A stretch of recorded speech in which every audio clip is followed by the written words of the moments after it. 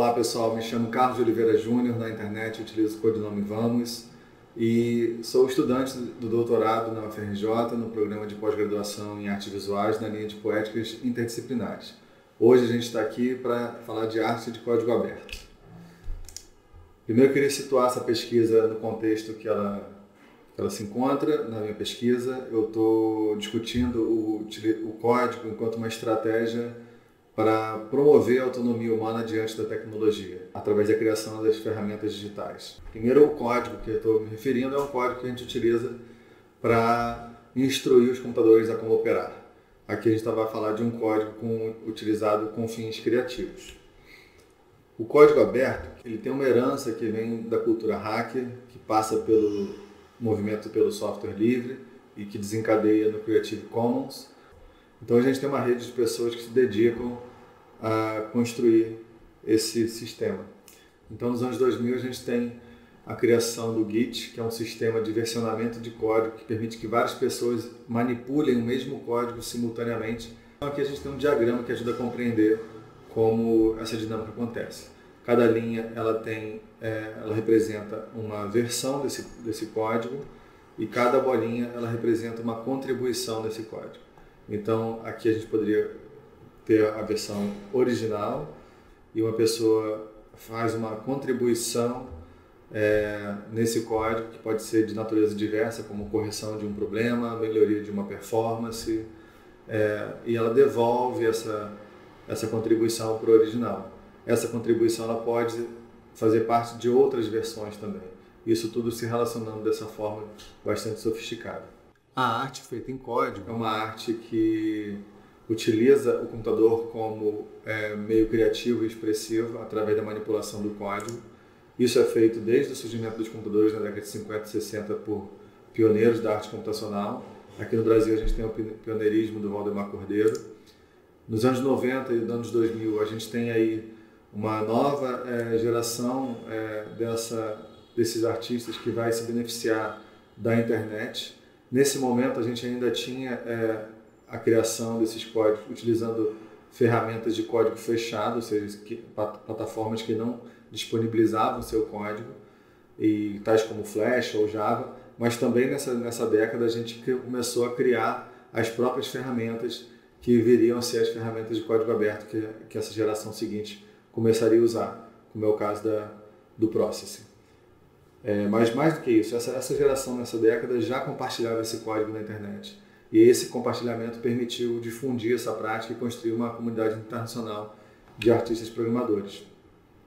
A programação criativa é uma prática que utiliza uma abordagem experimental. O que isso quer dizer? Quer dizer que a gente programa não com a intenção de resolver um problema ou de saber exatamente onde a gente quer chegar.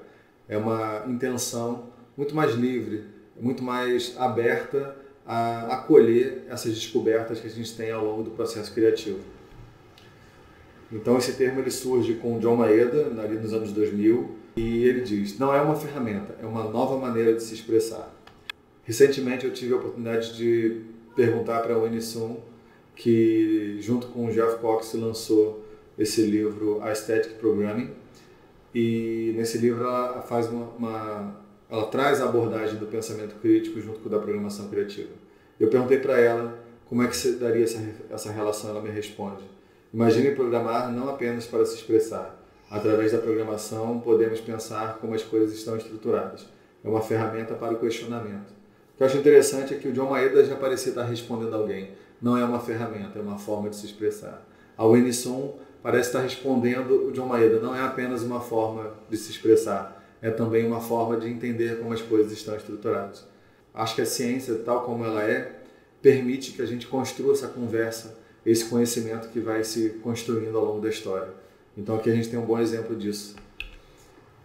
A arte de código aberto,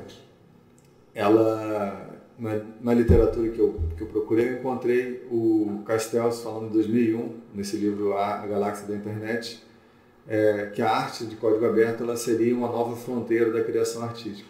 O que eu acho interessante é que nesse momento era muito mais um vislumbre do que poderia ser.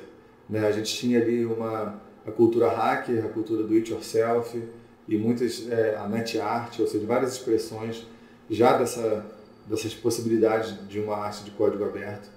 E a consequência disso é a popularização dessa arte de código aberto nos dias de hoje. Uma comunidade gigantesca espalhada pelo mundo e com uma produção extremamente abundante nas redes sociais. E aqui eu trago uma definição ainda simples sobre o que é arte de código aberto. A arte de código aberto apresenta, junto do seu resultado audiovisual, os códigos necessários para reproduzir o trabalho. O código não necessariamente precisa fazer parte do trabalho, ou ter algum sentido estético que resida no código. A arte de código aberto pode ser caracterizada apenas pelo cuidado de disponibilizar o código.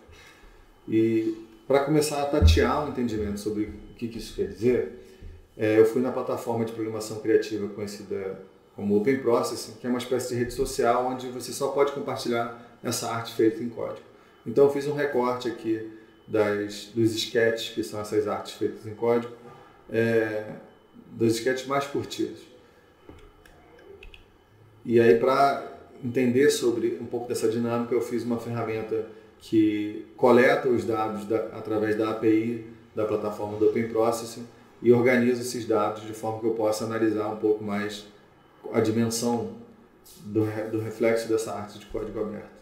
Então aqui, algum desses números, né, como o like ele é uma informação já do recorte, ele aparece aqui de forma bastante acentuada, mas acho que eu quero trazer destaque para o número de cópias.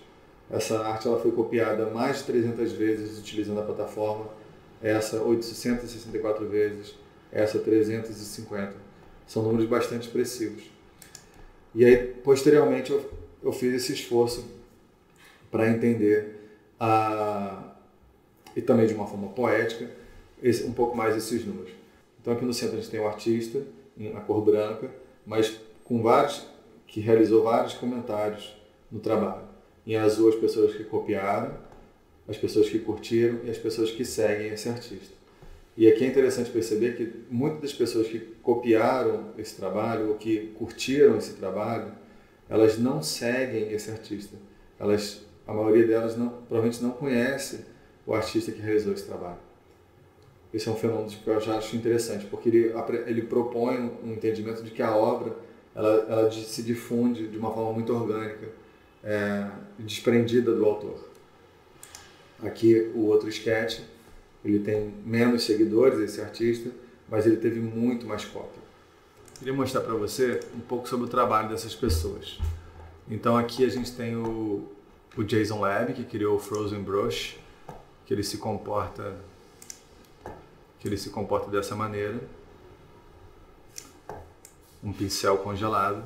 E o que eu acho interessante daqui é a gente olhar a forma como a plataforma apresenta essas cópias, como se fossem filhos. Uma cópia pode gerar outras cópias que podem gerar uma cadeia hereditária de cópias.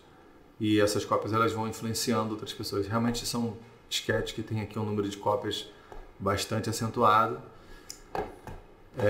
Você escolhi um desses para mostrar para vocês. É praticamente o mesmo código, mas com uma utilização bastante diferente.